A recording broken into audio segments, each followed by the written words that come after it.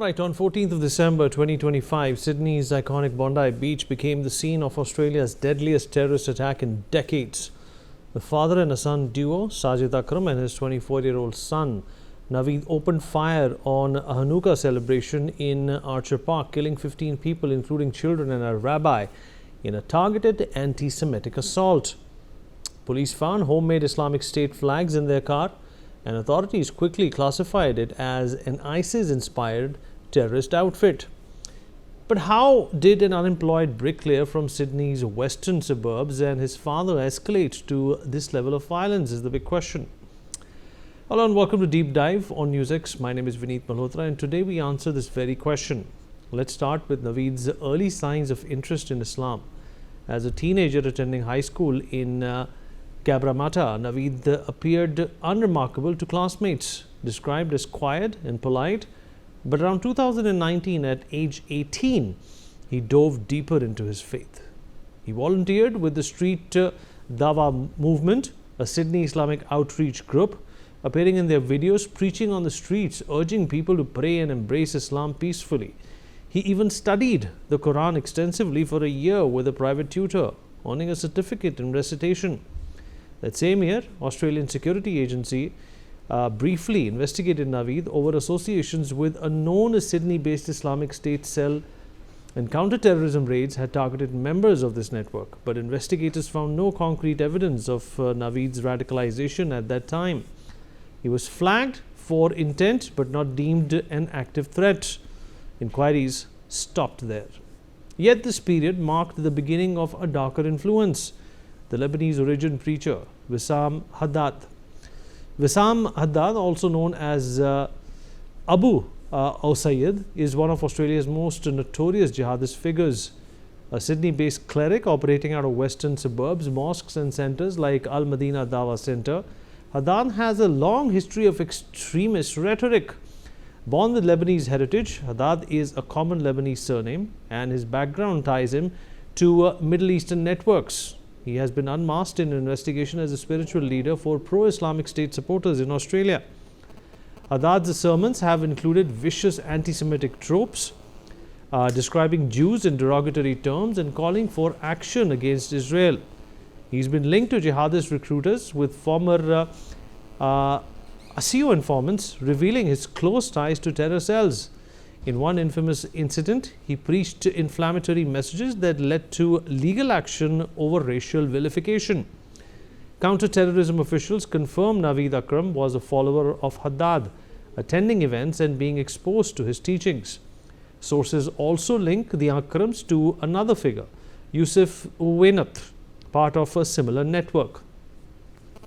Well, under Haddad's influence, Naveed's peaceful dawa activities twisted into something far more dangerous. By the early 2020s, security sources noted a radical shift in his profile. Investigators believe the father-son pair swore allegiance to a terrorist organization sometime after 2019, connecting to international jihadist networks. Sajid, the father, an Indian national and licensed gun owner, appears to have joined his son's descent, creating a family hothouse of extremism where ideology intensified in isolation. This brings us to the critical turning point, their 28-day trip to the Philippines in November 2025. The Akrams flew from Sydney to Manila on the 1st of November, then headed south to Davao City on Mindanao Island, a known transit hub for foreign terrorist fighters. They listed Davao as their destination, staying nearly a full month before departing via Manila on November the 28th, just 2 weeks before the attack. Australian and Philippine authorities believe the trip was for military-style training in the region's militant camps. Southern Mindanao has long been a draw for extremists, with re-established training sites after the decline of Pakistan-Afghanistan border camps. The pair's itinerary aligned with routes used by jihadists for logistics, financing and combat preparation. But why the Philippines, and specifically why areas near Marawi?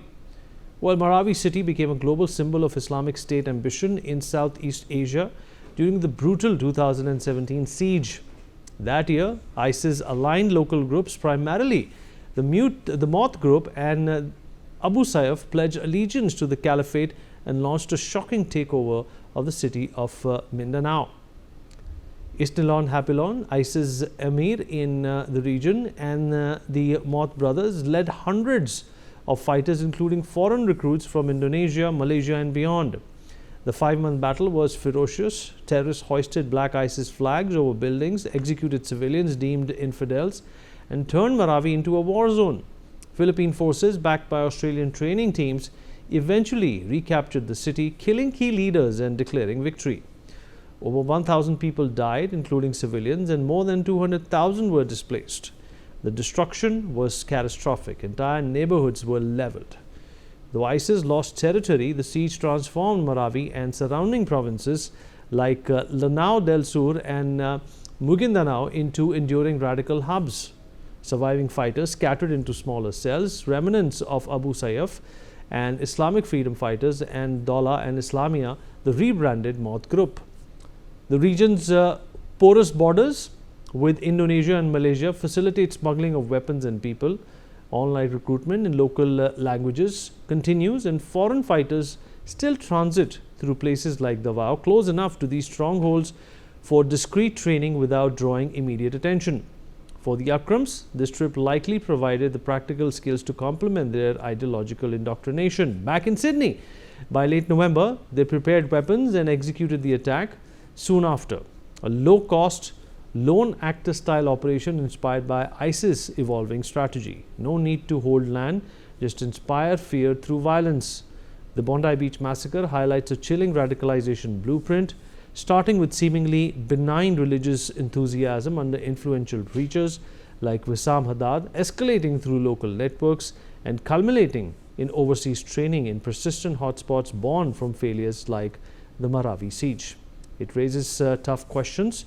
How many more are similar in this path, and can authorities spot the shift from street preaching to mass murder in time? We'll talk about this with our guest. Joining us on the program is Professor Rohan Gunaratna, international affairs expert. He's joining us from Singapore at this point in time. Sir, appreciate you being here with us. Well, you know, the big takeaway from the monologue that I just in fact placed in front of our viewers as well as you is the fact that it is going to be difficult for authorities to, create that fine line, sir, which will distinguish between somebody who's preaching Islam and somebody who's killing for Islam. I fully agree with you. In fact, the greatest challenge the security and intelligence services today face is to make that distinction. And that is why it is so important for the security and intelligence community to work very closely with mainstream clerics, mainstream Muslim institutions to be able to make that distinction. Who is promoting violence, who is promoting extremism, who is promoting exclusivism, versus who is promoting moderation, toleration, and coexistence. Right, and so it's also important to understand that whatever is happening in Australia and whatever has happened in other parts of the countries as well is going to have a definitive impact on how governments that have been empathetic towards refugees is going to relook at this entire structure of allowing people without vetting them properly. And in fact, the work doesn't stop at vetting them. It's going to continue monitoring them while they are in their country. The greatest challenge for Australia and many other liberal democracies that have welcomed migrants is that those migrants have not integrated. They live in ethnic and religious enclaves, and that has become the main areas where extremism has emerged. So without an integration strategy, what has happened is that extremist preachers have built their radical mosque, radical madrasas, and radical institutions, whereby they have created extremists who turn into terrorism. And that's what has exactly happened in Australia, in London, in France, in Netherlands, in Belgium, in Spain. and also in Canada and in the US to some extent. So governments should learn from the Australian example and start a very effective integration policy. Government also should screen the madrasas and the mosques where the preachers are preaching hatred. Government should also create a blacklist of preachers and ensure that when they travel, they inform other countries so that either they are allowed entry or not allowed entry. And of course, finally, governments will need to devote more resources and more time to build bigger security and intelligence services, because after Hamas led a very brutal attack on Israel, October 2023, we have seen both ISIS and Al Qaeda, they have taken on this narrative as their principal narrative, and that is radicalizing a very significant percentage of the Muslim community. Fair enough, sir. Appreciate your thoughts and appreciate the time you took out to speak to us. All right, we take a short break. We'll be right back.